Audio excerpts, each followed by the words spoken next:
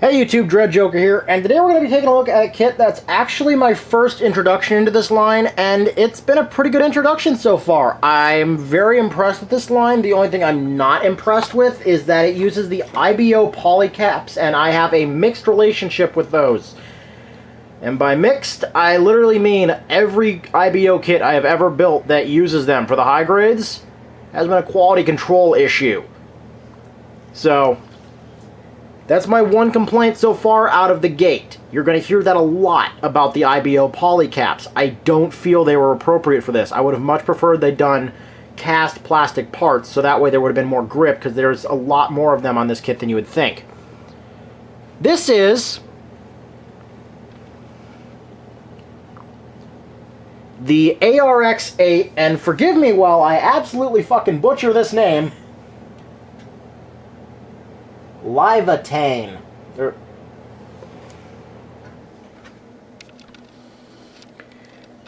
If somebody can tell me how to fucking say that, thank you. I haven't seen Season 4 of Full Metal Panic yet. So, I do have it, I just haven't gotten around to watch it. So, for the remainder of the review, this will be referred to as the ARX-8. Why? For simplicity's sake, and so I don't butcher this thing's name anymore. I love this thing. I just can't say its fucking name. Setting the box off to the side, we'll get a quick look at this kit, and it is quite a good-looking kit. I do admit, this is very good.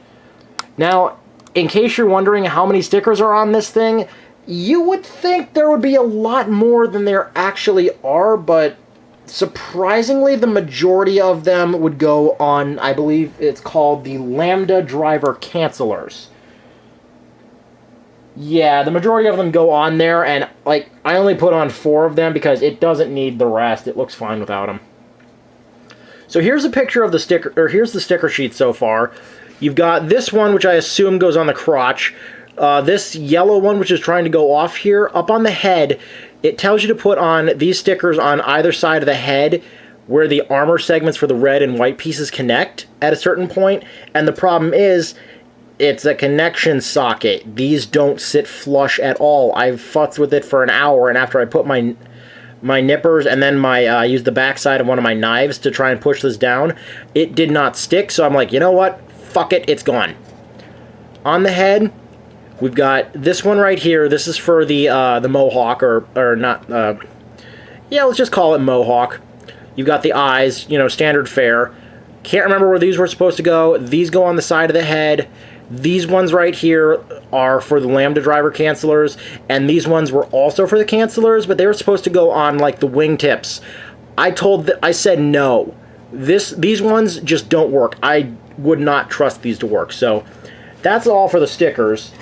And what we actually get in this kit, we get a lot. So we get 2 new monomolecular cutters, essentially large tactical knives. They can only be held like this. So even though you do have to disassemble them, like you have to take the blades off, which are a little easier said than done. This forward blade, come on. I've never had to jack off a knife before. You fold this part around, then for storage, you can take the knee pad and bring it forward, and there's a little clip back here. You can take the monomolecular cutter, and you can just slap it in there, and it does store there. That's the only way you're going to store this. Unfortunately, that means you're left with the blade as a spare part left over. This cannot be held in the hand. Its handle is way too big. This is almost master grade size going into what is essentially a high grade's hand. While this does register as a high grade, this is technically a 1/60th scale. I would bring out a 1/60th scale figure, but I don't need to embarrass this poor thing. Because this is one of the only high grades you're going to see that is not a big scale figure that does have an opening cockpit. All of these, if you come to the neck here and bring it forward, like you tilt the head back, bring the whole assembly forward, there's the cockpit. So there's no pilot figure to go in here because can you imagine that? A high-grade pilot figure? Oh, that'd be so small. It'd be like the ultimate choking hazard. You wouldn't know if it was the pilot figure or a nub.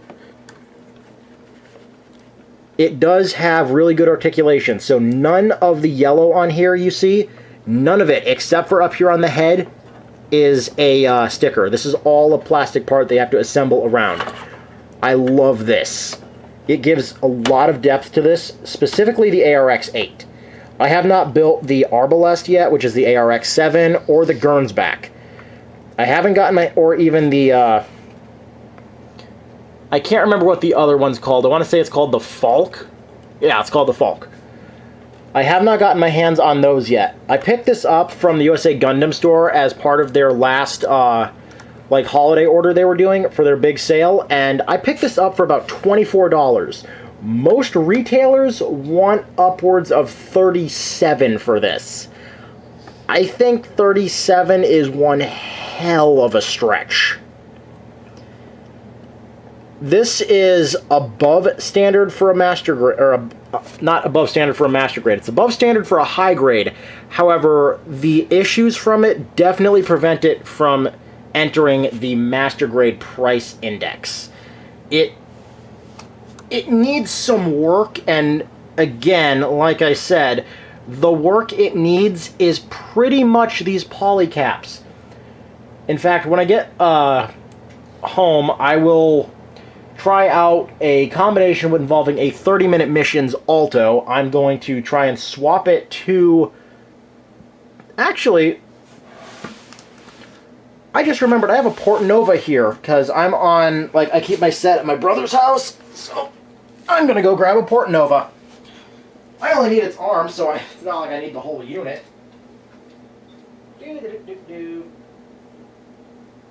Oh, Shizak, I can't remember where you keep the Port Nova. You, point to the box. Oh. Well, this will be a long one, because now I can't remember where we keep it, and I think I just found it.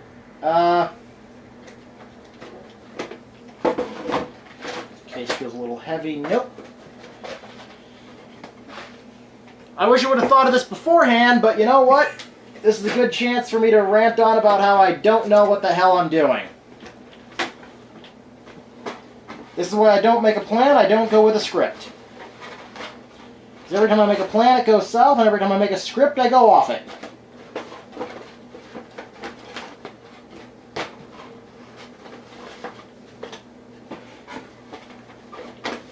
We need to start stacking boxes. Or should I say stop stacking boxes on top of each other. So this will give you a good chance to analyze or examine the ARX-8 in all its glory, if you can call it that.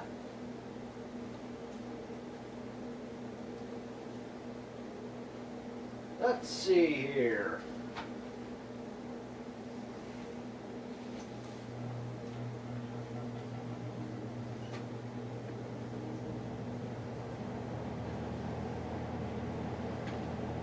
Ah, here we go.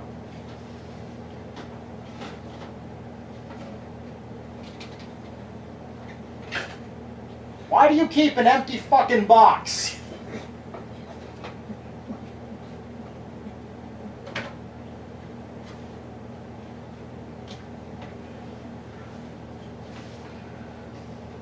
And it's going to be paperwork. Why do you keep GameCube games in a freaking model kit box?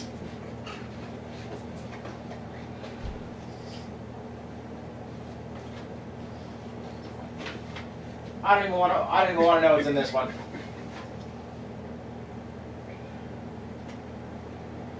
Getting closer.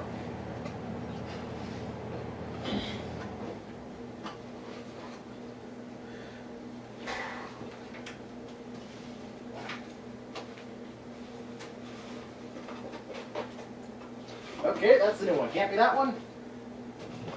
Ah, shit. I think I know where it is.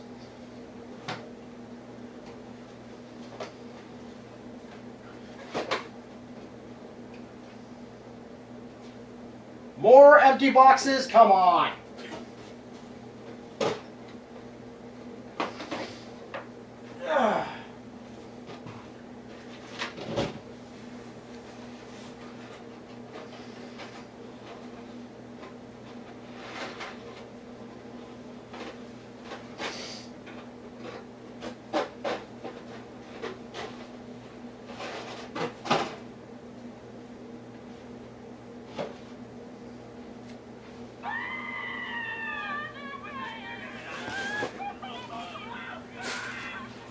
That's the sound of me losing patience. My brother cannot organize for shit. Oh my god, can you at least label something? Leave a map. A treasure map. A "you are here" would be nice. Anyways, getting back to what this thing comes with. I will have to do an arm test comparison later, find out if you can salvage a 30-minute missions part and put it in here. Maybe change it, make it look good. Great.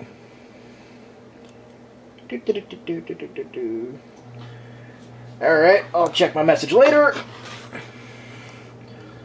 In this, not only do you get the monomolecular cutters, you get these smoke launchers, so this no longer can cloak, but instead of it using the extremely expensive cloak, it uses essentially ECM chaff. What it is very aluminum foil in the air. That's what it is. It's an aluminum gas. You get the lambda driver cancelers, which pretty much look like sharks. So, there's something you can't unsee. Little itty-bitty shark wings. Rawr. You get these extension parts for the shoulders so that you can equip multiple weapons at once, because this actually doesn't have much in the way of weapon storage. You get multiple different hands. You get a trigger finger for both hands, so this actually can go weapons akimbo. Thank you, Bandai, for finally listening to my bitching, which I know you didn't. And then you get 2 jazz hands. But that's for his hands. For his weapon.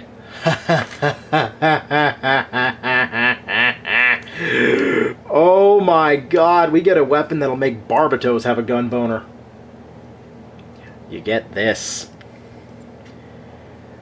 This is the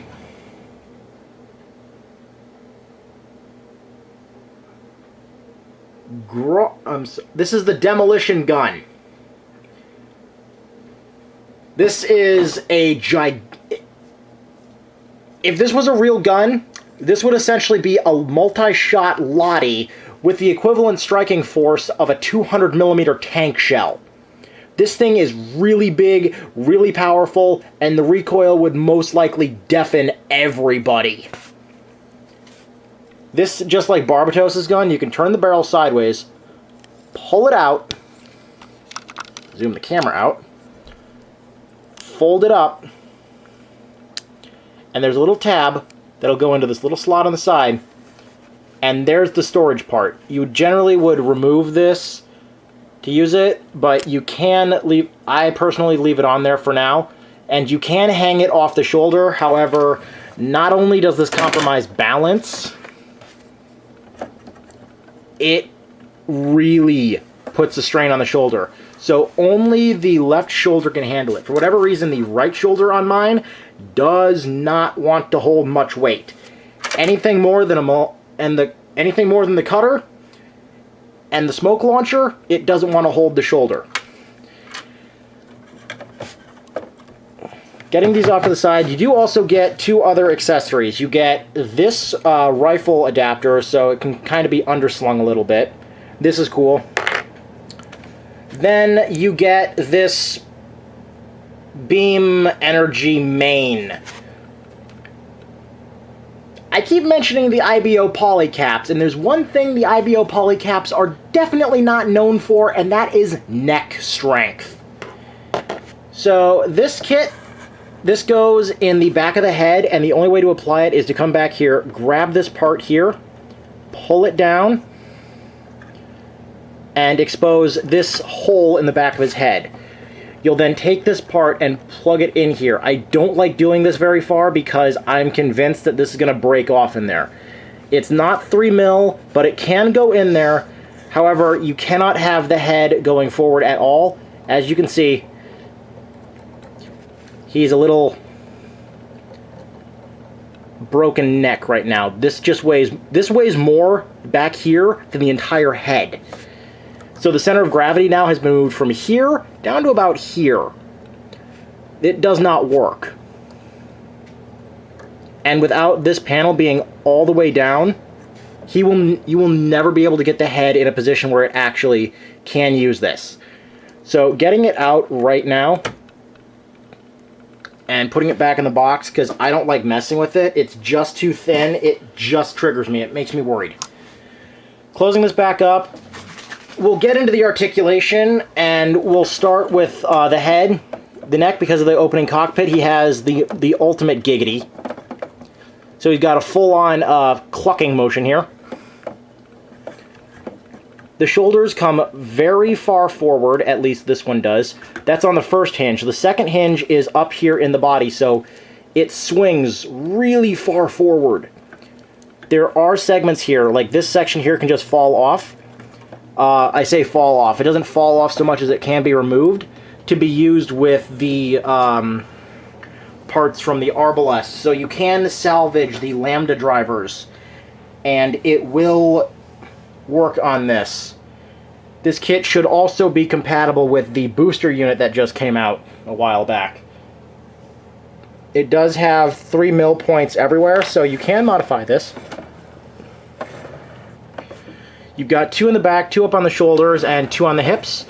That's pretty much it. These do use the standard Gunpla connectors, however, so you can swap the parts around if you're a big customs fan. I personally love these legs. You also got good ab crunch here, good side to side, double jointed. It does want to come off a little bit, so just realign that. Legs are where this thing shines. It's got a premium butt flap. Not that it needs it. It's got a drop-down mechanic in the hips, for whatever reason. Having no front skirts means it can have no problem doing the can-can. Knee bend. There's the first joint. There's the second joint. It can get into a perfect kneeling pose. Ankles are different, but different in a good way. So it's got a forward and backward joint up here, which can bring it all the way forward, all the way down. The ankle armor is mounted down here somewhere. And then you've got this tab back here that would open up to allow it to do a little bit of better bend. Not the, like, you would normally drop this tab down to facilitate a downward pose like this. And then if you're going to bring the leg out, it would act as a heel spur to dig into the ground. This is good. You've also got a thigh swivel. It won't go very far because of the ass skirting, but once you do it, like, if you get it down the right way, it will swivel all the way. The legs are good. The arms, quirky. So moving into the arms, we got ball-jointed wrists. There's no polycap here, so this is all friction. And this is why I say I wish they would have done this, because look. I'm picking it up by the wrist. And when I pick it up with the whole mass, it wants to move. Otherwise, it really doesn't. We've got no polycaps in the arm, except for the shoulder joint, which is just the receiving cap in there. The elbow, we got a double-jointed elbow. Really nice, I have to say. It does look really, really good. We've got a full bicep rotation. It does work. Now we're getting into an area that I personally, I dislike, but I like at the same time. I like that it's engineered this way. What I dislike is how fucking tight it is. So in order to move the arm outwards, what you have to do is you actually have to come up here and move the shoulder pad up, exposing the joint. You can see that this isn't being held together by much. There's no screw here, no nothing. But this joint is really, really tight. And when this shoulder pad is down, there's no outward movement here at all. It is completely locked. Closing this back up and getting this down. It's the same thing on the other side too. But with these arms, you don't really want to mess with them too much.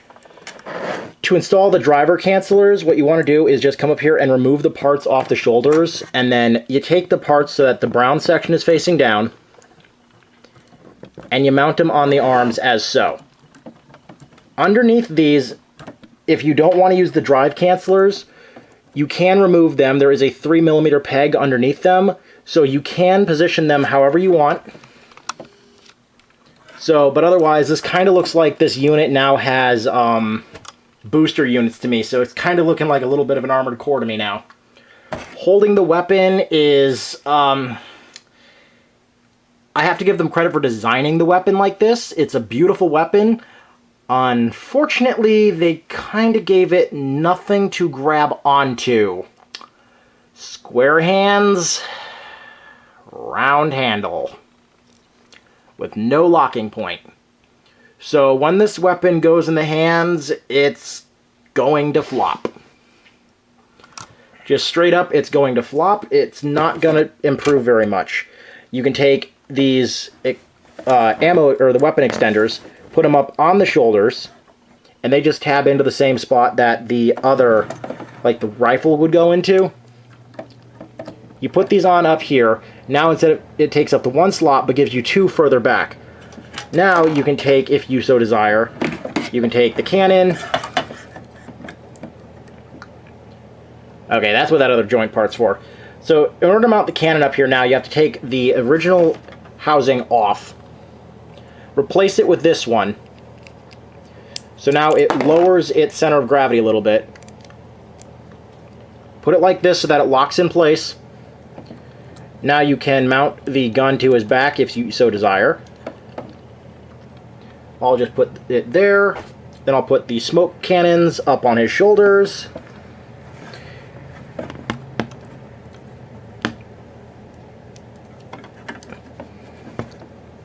And there is a 3mm hole on the back of each of these, so if you get a bunch of these, you can make like your own multi-smoke launcher cannon tower thing.